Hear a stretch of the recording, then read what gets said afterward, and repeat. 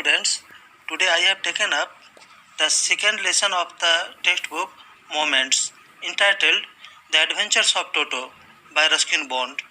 He wrote interesting stories and poems for children. He was born on 19 May 1934. He is an Indian author of British descent or origin.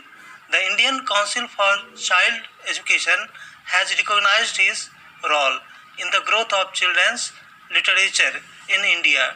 He was awarded the Sahitya Akademi Award in 1992 for Our Trees Still Grow in Dehra.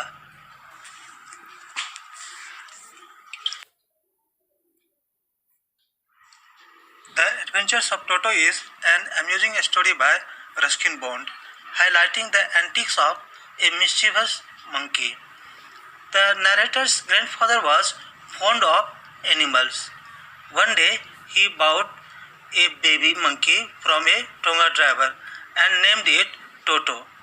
He wanted Toto because he had already possessed several animals, big and small, such as a tortoise, a squirrel, a pair of rabbits, and a goat.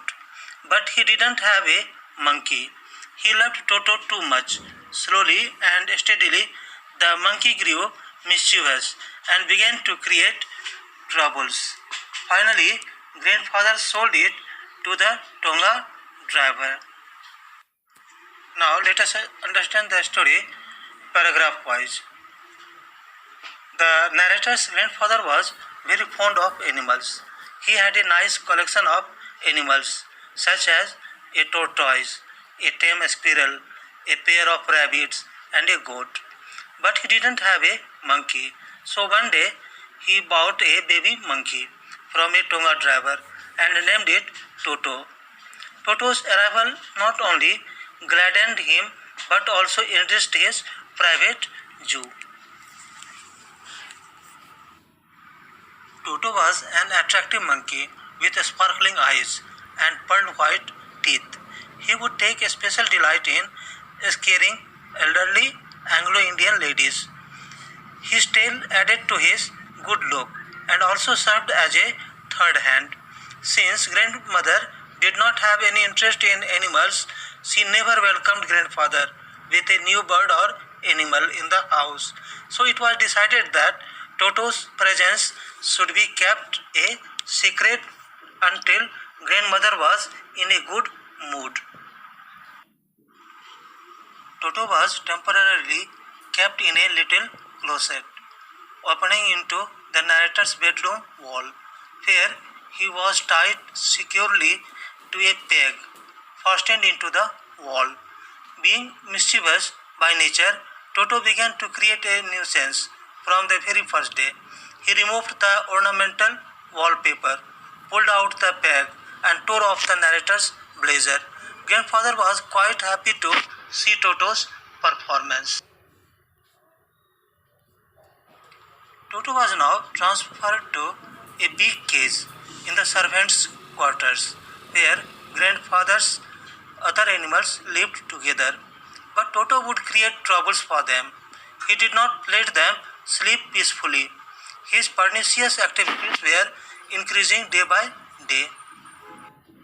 So, when grandfather had to go to Saharanpur to collect his pension, he carried Toto with him in a big black canvas kit bag. Since there was no opening in the bag to allow his hands or face to come out, he would often jump inside the bag, making the bag roll about on the floor of the Dehradun railway platform. On reaching Saharanpur, Toto was caught by the ticket collector, who classified him as a dog, so that grandfather had to pay for his Toto's fare. Toto was finally accepted by the grandmother. He was then shifted to the stable, where Nana, the family donkey, lived. But Toto continued teasing her, as a result of which they could never become friends. Toto loved to take bath in hot water in winter. One day, he nearly succeeded in boiling himself alive by jumping in a large kitchen kettle that had been left on the fire to boil for tea. It was grandmother who came to his rescue and saved him.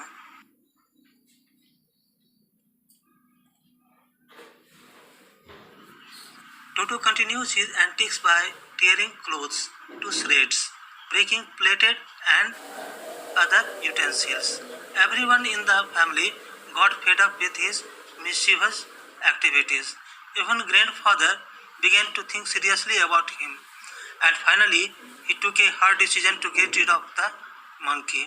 He found the Tonga driver and sold Toto back to him for only 3 rupees. Now the message that the story bears. The writer intends to convey the message that baby animals are cute and we are tempted to keep them as pets. However, we should not get carried away by their cuteness, as each animal has its own characteristics. Some animals, like monkeys, are very mischievous. They can cause a lot of damage if one is not careful with them. So, one should not keep animals unless one has adequate information about them.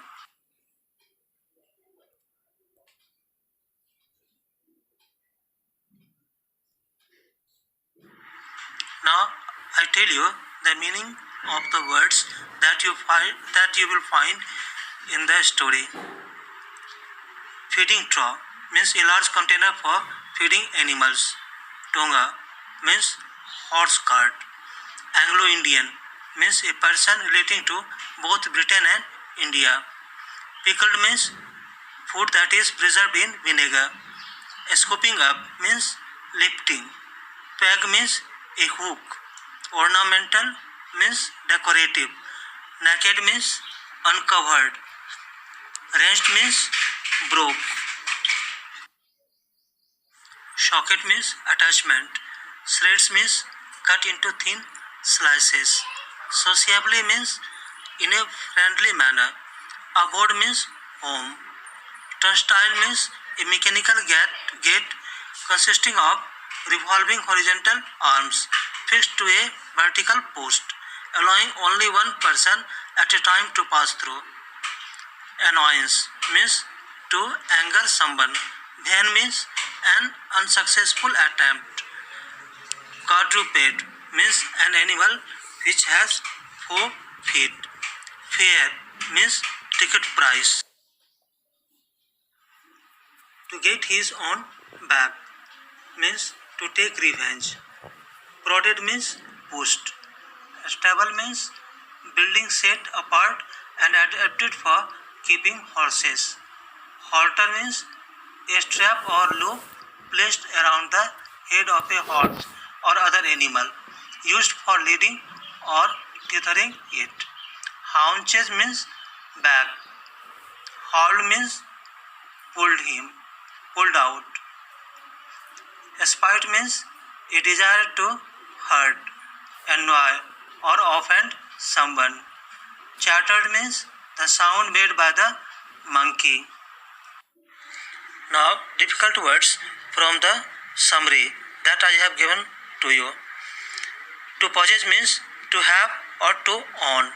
To get rid of means to be released from an obligation or problem.